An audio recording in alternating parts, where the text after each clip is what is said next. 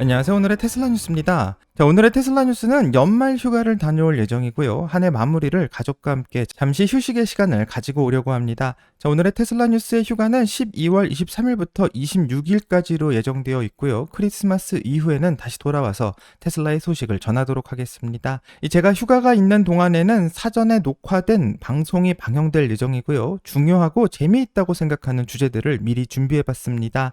자, 그럼 즐거운 연말연시 보내시기를 바라며 준비한 영상 지금부터 시작하겠습니다. 자, 오늘 다룰 이야기는 ARK의 타샤킨 이야기를 하려고 하는데요. ARK에서는 테슬라가 FSD 13을 출시하고 나서 관련된 브레인스토밍을 했고, 과연 ARK에서는 어떻게 생각하는지 2부에 걸쳐서 소개할 예정입니다. 자, ARK에서는 현재 테슬라의 주가를 2029년 2,600달러가 될 것이라고 예상하고 있는데요. 이 예상 주가를 뒷받침하기 위해서는 빅 아이디어라는 주제로 매년 관련된 보고서를 작성하고 있고, 이전까지는 이 아이디어가 말도 안 된다라고 상상의 이야기라고만 말했지만 2025년부터 눈여겨봐야 할 주제는 바로 로보택시 부분입니다. 자, 재미있는 것은 현재 로보택시를 시작한 기업이 비단 테슬라뿐만이 아닌데, 현재 로보택시를 직접 운영하면서 실제로 주행거리를 올리고 있는 기업은 중국의 바이두가 가장 높은 실주행 마일을 기록하고 있고요. 이 테슬라는 로보택시가 아닌 감독형 자율주행으로서 가장 많은 실주행 마일을 기록하고 있는 상황입니다. 자, 하지만 테슬라는 로보택시를 시작한 적이 없기 때문에 비감독 로보택시 분야에서는 실주행 데이터가 없다고 분석하고 있는데, 2025년부터 로보택시를 시작하게 된다면 앞으로 이 그래프의 지형이 변하게 되기 때문에 매우 재미있어질 것 같다 생각할 수밖에 없습니다. 자, 이 부분이 중요한 것은 로보택시가 만들어낼 수 있는 시장의 규모가 도대체 얼마나 큰지에 대해서 확인해보면 ARK에서는 약 11조 달러의 규모가 될 것이라고 예상하고 있는데, 과연 이 시장을 누가 차지하냐에 따라서 앞으로 미래가 달라질 수도 있기 때문에 매우 중요한 문제라고 할 수 있습니다. 그럼 ARK에서 생각하는 테슬라 FSD 13에 대한 이야기와 앞으로 테슬라의 로보택시가 경쟁에서 이길 수 있다고 생각하는지 타샤키니의 이야기를 같이 한번 들어보겠습니다. 그럼 영상 볼게요. 브레인스토밍 에피소드 71에 오신 것을 환영합니다. 오늘은 연례 온사이트 미팅으로 함께하고 있습니다. 정말 흥미로운 시기입니다. FSD 버전 13 타샤가 스튜디오에 있습니다. 한번 풀어봐 주실래요? 그럼요. 테슬라가 FSD 소프트웨어 버전 13을 초기 테스터와 직원들에게 배포하기 시작했어요. 우리가 이걸 왜 신경 써야 할까요? Early testers, employees. Why do we care about this? 당연히 장기적으로 테슬라는 완전 자율주행을 목표로 하고 있잖아요. 그래서 이것은 그 방향으로 가는 또 다른 단계입니다. 하지만 사실 이건 꽤 중요한 단계예요. 왜냐하면 이번이 바로 그 스택이고, 이전에는 버전 10이었고 버전 13에서는 여러 번의 개선이 이루어졌을 거예요. Version 13, which should have a number of iterations, is 이게 내년에 로보택시 네트워크를 출시할 때 사용할 예정인 버전이에요. 이번 소프트웨어가 이전 버전들과 다른 점은 무엇일까요? 가장 큰 차이점은 차량이 주차 상태에서 출발할 수 있고 목적지에 도착해서 주차까지 할 수 있다는 점이에요. 기본적으로 처음으로 실제로 처음부터 끝까지 운전하는 기능을 얻게 되는 거죠. like what is actually an end-to-end drive for the first time. 우리가 많은 사람들과 대화를 나누었고, 테슬라가 출시할 능력에 대해 여전히 회의적인 사람들이 많이 있습니다. 그들이 회의적인 주요 이유는 무엇이라고 생각하며 이에 대한 답변은 무엇일까요? Tesla's ability to launch, and what are the answers to those questions? 좋은 질문이에요. 제 생각에는 종종, 그러니까 분명히 하자면 현재 FSD는 완벽하지 않죠. FSD right now. 전 버전 13을 사용하지 않지만 제 차에는 눈 추적 기술이 있어요. 여전히 개입이 필요한 상황이 존재한다는 게 요점이에요. Tracking technology, there still are interventions, is the summary point. And so I think often 그래서 사람들이 자주 말하곤 하죠. 아직도 특정 상황에서 내가 개입해야 하거나 악천후에서 작동하지 않는다면 어떻게 로보택시를 출시할 수 있나요? 라고요. thing. And I 제 mean, 생각에 아마도 충분히 자주 논의되지 않는 핵심은 이거예요. 초기에는 원격 운영자를 함께 사용할 가능성이 크다는 점이죠. 와이모도 그렇게 했고 크루즈도 그랬어요. 완벽할 필요는 없어요. doesn't have to be perfect at launch. It 그냥 just has 원격 운영자 시스템을 필요할 때 대체로 사용할 수 있을 만큼 충분히 좋아해요. 물론 이 시스템을 사용할수록 더 복잡해지고 비용도 더 많이 들게 됐죠. 그래서 테슬라는 원격 운영자가 차량을 돕는 시간을 줄이고 싶어 할 거예요. they probably want to reduce the amount of time that the remote human operators help the car. 로보택시 사업을 지원하기 위한 인프라, 그 중에서도 충전이 주요 과제 중 하나인데요. 시연 중에 로봇이 차량을 청소하는 장면도 보여줬죠. 특히 새로운 유형의 충전을 도입하고 있어서 충전은 더 큰 장애물처럼 보이는데요. 로보택시 네트워크의 출시를 계획할 때 이를 어떻게 고려해야 할까요? 네, 그래서 저는 샘의 무선 충전에 대한 생각을 듣고 싶어요. 우리가 이 주제에 대해 많이 이야기했으니까요. 테슬라가 사이버캡 이벤트에서 무선 충전을 공개했죠. At the CyberCab event, it looks like I would say for like future scale of this service, that makes sense. 미래의 이 서비스가 확장되기 위해서는 그런 기술이 의미가 있다고 봐요. 그러면 사람이 필요 없겠죠. 차가 패드 위로 자동으로 이동해서 충전을 받고요. 발표된 사양을 보면 꽤 인상적인 경험이 될 것 같아요. 물론 로보택시 서비스에서는 직접 경험할 일은 없겠지만요. Although you won't be in the car experiencing it most likely for the robotaxi service. 하지만 초기에는 기존 인프라를 사용할 것 같아요. 그래서 사람이 차를 충전하고 청소하는 방식이 될 것 같아요. 물론 미래에는 옵티머스 같은 로봇이 그런 일을 할 수 있겠죠. 하지만 한 도시에서 시작하기 위해 그게 꼭 필요한 건 아니에요. Do some of that work. But do they need that to launch in one city? Probably not. What do you think? 네, 기존 인프라를 최대한 활용하는 데랬죠. 차량을 연결하고 분리하는 사람을 고용해야 한다면 괜찮습니다. Plug and unplug the vehicles. That's fine. 무선 충전과 관련된 인수 소식도 들렸고 그 기술을 꽤 효율적으로 구현할 수 있을 것 같아요. 당연히 그 기술이 어떻게 배포될지 지켜봐야겠죠. And obviously we'll see that roll out. 흥미로운 점은 우리가 이 이야기를 할 때 논쟁했던 부분이에요.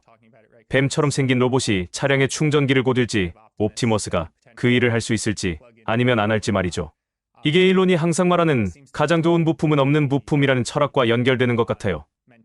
단순할 뿐만 아니라 다룰 이동 부품이 줄어들고 차량 자체에서도 이런 요소들을 제거할 수 있다는 점이죠. Parts that you have to deal with, but you can actually remove those elements from the vehicle itself. 그러니까 충전 포트를 없앨 수 있다는 뜻이에요. 물론 대신 다른 시스템이 필요하겠지만 이동 부품이 없어진다는 건 차량을 더 단순화하고 더 저렴하게 만들 수 있다는 의미죠. Making it even cheaper. 내년에 출시될 가능성이 높은 두 도시는 어디인가요? So they said that 그들은 텍사스와 캘리포니아에서 출시할 것이라고 말했어요. 아마도 실리콘밸리 지역과 오스틴일 가능성이 크겠죠. yeah, maybe like the Silicon Valley area broadly, and then Austin. 초기 출시와 배포 시 현재 테슬라 소유주들이 자신의 차를 이 서비스에 참여시키게 될까요? 아니면 테슬라가 보유한 재고 차량을 거리로 내놓을까요? Tesla's going to bring in some of the inventory they have and put it out on the streets. 좋은 지적이에요. 이것도 혼란을 초래하는 부분 중 하나 같아요. 테슬라는 소유주들에게 차를 등록하면 꽤 많은 수익을 올릴 수 있다고 계속 이야기하거든요. To the audience of owners about, well, you can sign your car up and actually you can make a good amount of money off of this service. 제 생각에 테슬라는 피크 수요를 충족시키기 위해 사람들이 자신의 차를 등록하도록 유도하고 싶어하는 것 같아요. 하지만 초기 출시에 모든 차량이 고객 등록 차량이어야 한다고 생각하지는 않아요. Initial launch has to be a customer sign-up car. I think they 테슬라는 can 자체 use 소규모 this. 차량을 활용할 수 있고 고객 차량은 이를 보완하는 역할을 할 겁니다. 그래서 고객들에게 흥미를 유발하고 싶어하는 거죠. 수요가 필요할 때 이를 충족시키기 위해서요. 하지만 장기적으로는 이건 차량 플립 모델이에요. 테슬라는 제3의 회사들이 차량을 소유하고 테슬라를 위해 운영하도록 권장하고 있어요. 그리고 테슬라는 소규모 차량 플릿을 유지하겠죠. For Tesla, and then Tesla keeps like a small fleet to themselves. 테슬라처럼 빠르고 민첩한 기업에 대해 이야기할 때 많은 사람들이 한 가지 방법만 고수해야 한다거나 변경할 수 없다고 생각하는 경향이 있는 것 같아요. 하지만 그건 사실이 아니에요. 테슬라는 항상 적응하고 변화합니다. And they can't change or adapt. And it's like that's obviously not the case. They adapt and change all the time. And so, you know, 테슬라가 자체 차량 플릿으로 출시하고 완벽히 준비할 수도 있을 것 같아요. 테슬라는 훌륭한 서비스를 제공하려고 하니까요.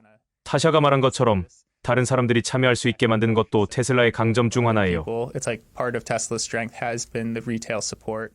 리퍼럴 프로그램처럼요. 모두가 열광적으로 참여하잖아요. 그리고 또 자주 나오는 의견 중 하나가 내 테슬라를 플릿에 넣고 싶지 않다는 건데요. 저한테는 이게 이상하게 들려요. 지금도 운전석에 앉아서 운전하는 우버 기사들이 있잖아요. And to me, that's a crazy statement because right now there are Uber drivers sitting behind the wheel doing it. 그런 사람들이 운전석에 앉지 않고도 할 수 있다면 안 할 이유가 없을 것 같은데 그 말은 저한테는 말이 안 돼요. 물론 예를 들어 모델 S 플레드를 가진 벤처 캐피털 투자자는 그렇게 하고 싶지 않을 수도 있겠죠. 하지만 대다수의 사람들은 자신의 차량을 기꺼이 임대해서 추가 수익을 얻고 싶어 할 거예요. The vast majority of people would gladly lease out their car for extra cash. 그리고 지난 10년간의 트렌드를 기억해야 해요. 젊은 사람들 중 면허를 따고 싶어 하지 않는 비율이 Plus, 늘어났고 it's like fewer young people want their license. 차량 공유 서비스가 자리를 잡았죠. 그래서 이런 변화가 이미 한동안 진행되어 오늘음과 잘 맞아떨어진다고 생각해요. 그리고 소유주들에 대한 이 부름은 Owners is somewhat a call to entrepreneurs, again, to start that fleet model. 다시 말해 이 플립 모델을 시작하라는 기업가 정신에 대한 부름 같기도 해요. 그러니까 나는 내 차를 등록하고 싶지 않다고 생각하는 사람들도 있겠지만 So I feel like that's a part of it too. Yeah, I 어떤 think that 사람들은 이걸 기회로 보고 차량 30대를 구입해서 운영하고 싶어 할 수도 있겠죠. 그런 부분도 포함된 것 같아요. But it's like, for cities, 충전 maybe 시스템을 마련할 수 있는 지역에서는 흥미로운 일이 될 것 같아요. 예를 들어 차고를 인수하거나 파트너십을 맺어서 충전소를 확보하려는 적극적인 사람들이 있을 수도 있겠죠. 차고를 확보하고 5,500대의 사이버캡을 구입해서 도시를 장악하려고 한다면 정말 흥미진진한 전망이겠죠. cabs and try and dominate the city. I mean, that's an exciting prospect. 이미 이런 일을 하고 있는 사람들이 있어요. X에서 봤는데 유럽에서 테슬라 차량으로 플릿을 운영하는 사람이 있었고 서비스가 제공되면 실행할 예정이죠. 그래서 이게 그렇게 말도 안 되는 아이디어는 아니라고 생각해요. 이미 이런 생각을 가진 사람들이 있다는 거죠. 결국 그들을 유인하고 완벽한 프로그램을 실행하기 위한 물류 시스템을 마련하는 게 관건일 뿐이에요. 현 시점에서 아이오와 같은 주의 플립 모델이 존재하나요? 아니면 운전자를 고용해야 하기 때문에 경제성이 없나요? 플릿 운영하는 기업이 있나요? 우버도 비슷한 모델이잖아요. 맞아요. 뉴욕시의 택시 메달리온 모델을 생각해보면 메달리온 소유주가 있고 여러 운전자가 그 아래에서 일하죠. 혹은 한 사람이 여러 메달리온을 소유해서 여러 대의 차량을 운영하기도 해요. 그래서 이런 모델은 예전부터 차량 호출업계에서 존재했어요. 하지만 오늘날엔 그렇게 운영되는 경우는 잘 보이지 않죠. 하지만 우버가 웨이모와 파트너십을 맺고 처음으로 웨이모 차량을 운영하게 됐다는 소식을 보면 차량 공유 기업들이 이런 비즈니스 모델이 미래라는 것을 점차 깨닫고 있는 것 같아요. 변화하지 않으면 생존하지 못할 수도 있죠. 웨이모가 하고 있는 초기 단계의 모습을 우리가 지금 보고 있는 것 같아요. 그러면서 우버와 리프트 이야기도 나오고요. 테슬라가 수직적 통합에 매우 집중해왔다는 것은 잘 알려진 사실이죠. 자체적으로 소비자를 대상으로 하는 애플리케이션을 만들고 있어요. 그렇다면 소비자들에게 다가가기 위해 테슬라가 우버 같은 플랫폼을 활용하지 않을 이유가 있을까요? 사람들을 자율주행에 익숙하게 만든 다음 수요가 충분해지면 플랫폼에서 독립하는 방식으로요. They've reached demand. 그건 웨이모의 계획 같아 보이긴 해요. 웨이모도 처음에는 자체 서비스를 시작했다가 나중에 우버와 파트너십을 맺었잖아요. They decided to partner with Uber. 웨이모가 그렇게 한 이유 중 하나는 대규모 플릿이 없기 때문일 거예요. 고객들에게 경쟁력 있는 서비스 시간을 제공하려면 더 큰 플릿이 필요했겠죠. Customers, they probably want to supplement, a larger fleet. 하지만 테슬라가 그렇게 하지 않을 이유는 분명히 있어요. 가장 큰 이유는 경제적인 이익 공유 때문이에요. For any company not to do that is sharing economics. 비가 블로그에 올린 분석에 따르면 만약 테슬라가 지금 인간 운전자를 활용해서 서비스를 시작한다면 To launch with human drivers. 이미 today. 우버 비용을 약간 낮출 수 있을 거라고 해요. 세미 연구를 통해 전기차의 운영 비용이 이미 가솔린 차량보다 저렴하다는 것을 알고 있잖아요. Is already cheaper than a gas-powered car. 또 테슬라는 수직 통합된 구조 덕분에 많은 이점을 가지고 있어요. 그래서 테슬라는 웨이모처럼 반드시 파트너십을 맺어야 하는 입장이 아니라고 생각해요. Tesla is this vertically integrated manufacturer. They're not in that Waymo position where they will have to necessarily partner. I'm not 완전히 불가능하다고 말하는 건 아니지만 가능성은 낮다고 봐요. 그런 방식은 테슬라 스타일이 아니죠. 테슬라는 직접 하는 방식을 선호하니까요. 그리고 타샤가 말했던 것처럼 차주들이 자신의 차량을 플릿에 등록할 수 있다는 점과도 연결되죠.